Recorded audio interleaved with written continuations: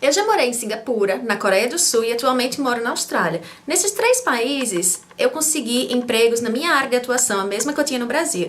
Nesse vídeo eu vou te dar todas as dicas e ensinar a minha técnica que até então tem funcionado e eu espero que funcione com você também. Se liga aí!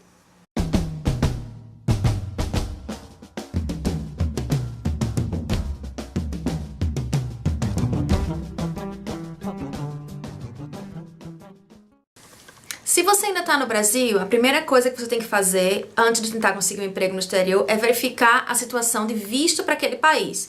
Você tem que ver porque apenas alguns países permitem as empresas contratar funcionários estrangeiros, dando um visto de trabalho a eles. Aqui na Austrália, por exemplo, existe o visto 457 que as empresas fazem isso. Eles trazem ou contratam brasileiros ou estrangeiros que já estão aqui na Austrália, mas existe uma lista que é a lista de ocupações e a empresa só pode contratar a pessoa se a profissão dessa pessoa estiver na lista. Se não estiver na lista, não importa. Por mais que a empresa queira, por mais que você seja qualificado, não vai conseguir o visto. A minha segunda dica é a língua. Os brasileiros normalmente vão para os países que falam inglês. Austrália, Inglaterra, Irlanda, Canadá e por aí vai. Então, se você estiver procurando emprego para um país que fala inglês, eu sugiro que você tenha domínio da língua inglesa. Por quê? Porque você vai ter que fazer uma entrevista, você vai ter que falar com o recrutador e com seu futuro chefe também.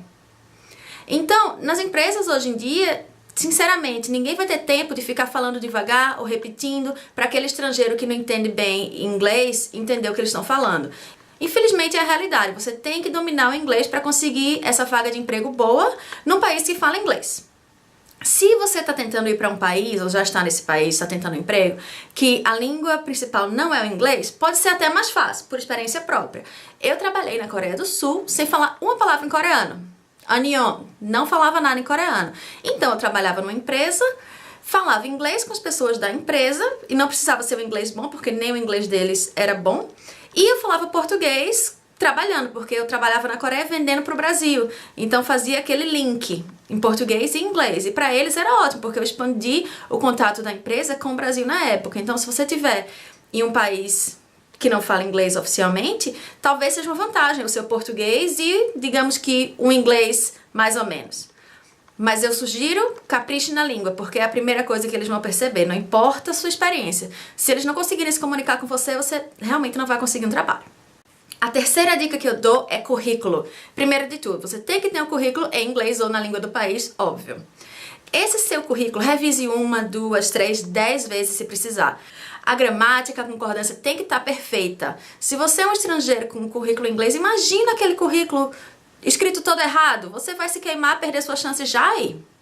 Então revise 10 milhões de vezes, por favor.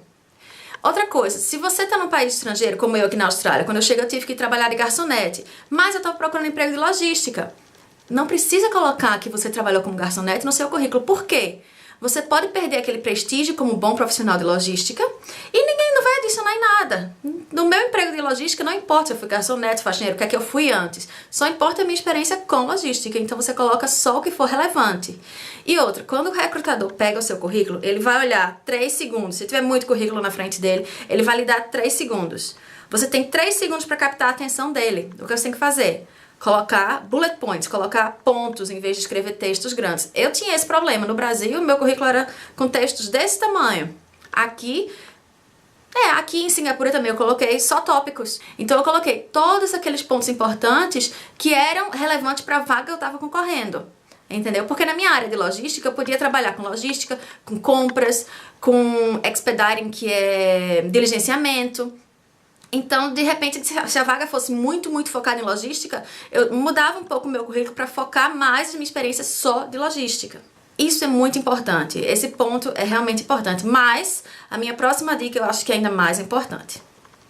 Contatos. Se você está no exterior e você ainda não tem nenhum visto de trabalho, você precisa fazer contatos. Na minha experiência, se você for num site de busca de empregos, aqui na Austrália tem o Seek, por exemplo, você é brasileiro e vários australianos com a experiência semelhante, é muito mais fácil para eles contratar um australiano, concorda? Claro. Então, você tem que fazer contatos. Eu uso, recomendo e dou graças a Deus que alguém inventou isso, o site chamado LinkedIn. Nesse site, você vai colocar todo o seu currículo no formato do site, uma foto bem simpática, sorridente, e vai fazer contatos. Eu, quando estava em Singapura e aqui na Austrália também, assim que eu cheguei no país, o que eu fiz? Eu comecei a procurar todas as pessoas que trabalhavam na mesma área que eu trabalho, que é logística, compra, o setor de suprimentos. Então, eu comecei a adicionar gerente de suprimentos, gerente de logística, diretores e os CEOs, os chefões das empresas, principalmente. Então, também adicionei as pessoas que trabalham nos recursos humanos das empresas grandes. Porque se essas pessoas estão procurando por um comprador, uma pessoa de logística, e vê que eu adicionei ele, ele vai olhar para o meu currículo lá no LinkedIn e de repente é uma combinação perfeita, entendeu? Eu sou o candidato que ele queria.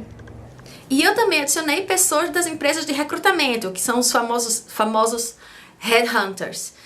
Essas pessoas trabalham em empresas em que as grandes empresas vão para elas e solicitam candidatos, então eles estão sempre precisando de candidatos, eles têm um banco de dados muito grande. O que você tem que fazer? Você tem que adicionar todas essas pessoas e depois que elas te aceitarem, mandar uma mensagem, agora personalizada. Não adianta mandar uma mensagem, copiou, colou, puf. Eu não leio quando manda mensagem assim pra mim, simplesmente eu ignoro, eu faço, a pessoa não teve o menor trabalho, nem se deu trabalho. Pra que eu vou dar atenção? Não vou. Então você, por exemplo, no meu caso, eu tinha uma pessoa chamada Kartik. Kartik é uma pessoa que trabalhava na Modec em Singapura. O LinkedIn dele dizia isso. Eu falei, Kartik, meu nome é Mariana, eu trabalho na área de compras já faz mais de 7 anos.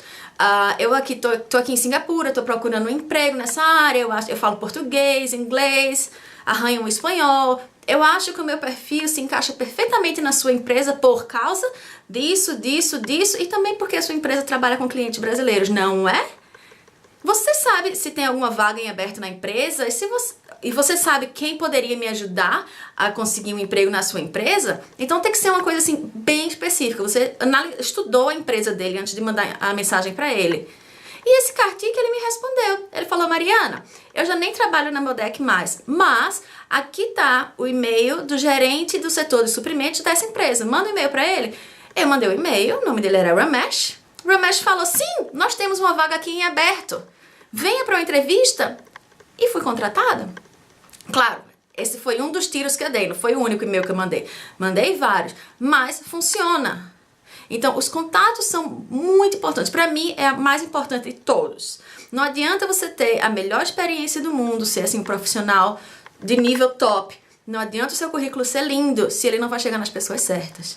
E você sendo estrangeiro, você está em desvantagem em relação aos locais. Então, você tem que se jogar nos contatos, se jogar nas redes sociais, tentar... Você não vai conseguir pela empresa, pelo site de busca de vagas. Você tem que conseguir pelas pessoas que já estão na empresa. Uns contatos, na minha opinião, uns contatos que eu diria mais pontuais. Outra coisa, infelizmente é uma realidade. Você vai ter mais chance de conseguir um emprego no exterior se você já está nesse país. Por quê? Eu estava na Malásia quando eu comecei a procurar emprego em Singapura. E eu não tive resposta. Quando eu fui para Singapura e comecei a procurar um emprego de lá, nossa senhora, todo mundo me chamava. Vamos tomar um café que eu vou lhe dar umas dicas. Vem aqui para conversar. Então, você tem mais chance. Mas não é impossível se você estiver no Brasil. Muitas empresas podem fazer entrevista por Skype. Acontece bastante. Tem muita gente que eu conheço que fez entrevista por Skype. E por último, eu quero falar dos documentos. Se você tem todos os seus documentos em português, está procurando emprego em outro país, traduza. Faça tradução juramentada oficial, veja quais são os requisitos daquele país para documentação e já faça as traduções. Por quê? Na hora que você conseguir um emprego, nenhuma empresa vai ficar 2, 3 meses esperando pelo funcionário. Você já tem a documentação, já dá entrada no visto e já vai.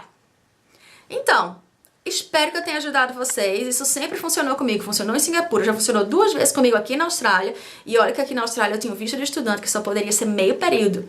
Eu convenci as empresas a me darem um emprego de meio período quando elas precisavam de alguém de tempo integral. Então, tudo é contato, é conversar, é a famosa lábia. Mas assim, sem contar mentira, né? Sem contar mentira. Você vai apenas convencer a empresa que o que ele precisa é você. Se vocês tiverem alguma crítica, sugestão, perguntas, manda aqui nos comentários. Também entra lá no site, saidobrasil.com. Tem todas as redes sociais lá. Tô aqui disposta para ajudar. Obrigada, gente!